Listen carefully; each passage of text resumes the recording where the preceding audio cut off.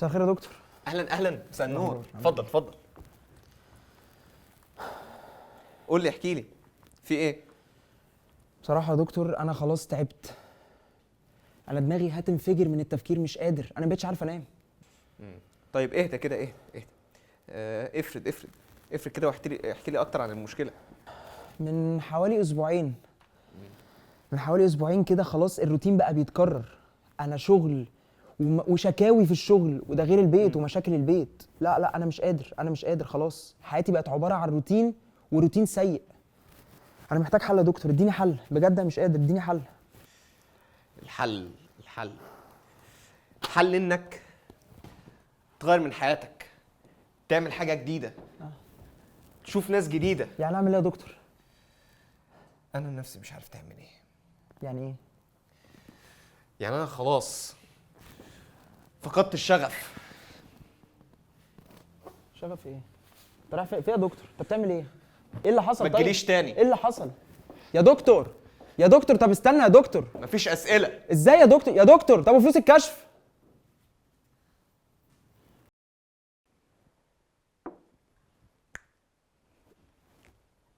الشغف كلمة صغيرة لكن واخدة حيز كبير قوي في حياتنا الفترة الأخيرة. أكيد بتسمعوا الجمل بتاعت لازم تلاقي شغفك، وخليك دايما مع شغفك عشان تنجح. تفتكروا فعلا الشغف هو مفتاح النجاح، ولا احنا عايشين في كدبة كبيرة؟ أهلا بيكم في حلقة جديدة من على الكنبة.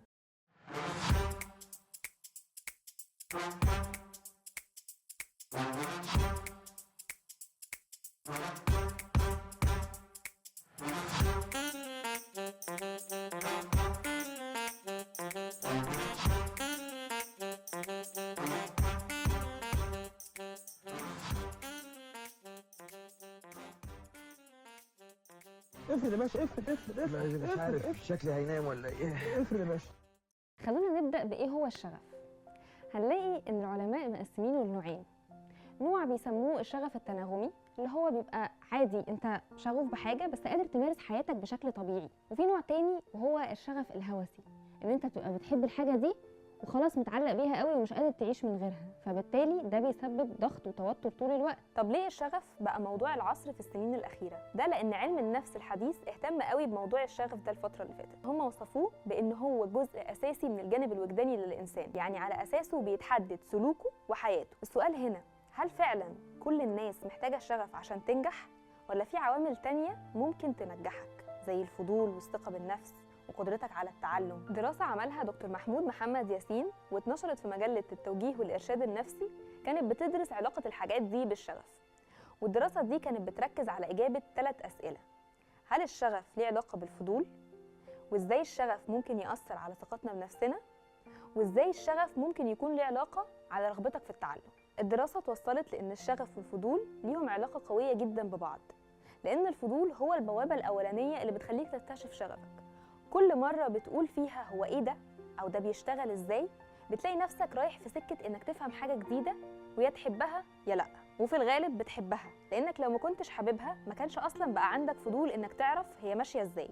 وبنفس الطريقة هتلاقي الثقة بالنفس والشغف مربوطين ببعض. إزاي؟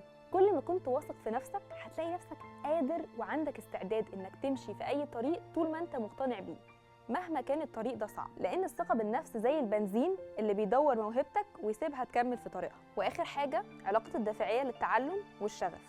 الدراسة أثبتت إن الأشخاص اللي عندهم رغبة حقيقية إنهم يتعلموا أي حاجة جديدة هم اللي دايما بيبقى عندهم استعداد إنهم يلاقوا شغفهم، لأن أي حاجة جديدة بتبقى دايما مرتبطة بشغفهم. الحقيقة إن كتير من جين زي محطوطين طول الوقت تحت ضغط الشغف، وإنك لازم تلاقي شغفك عشان تكون إنسان سعيد، وده بسبب المحتوى اللي بيتقدم طول الوقت على السوشيال ميديا. لو ما عندكش شغف ولو ما بتحبش قوي اللي انت بتعمله يبقى انت مش انسان ناجح، وانت الصراحه ما ينفعش تكون معانا. حل كل ده انك تعرف ان الشغف مش لازم يكون موجود في كل حاجه حواليك. في عوامل تانية ممكن تخليك سعيد برضو في حياتك، زي المسؤوليه والاجتهاد.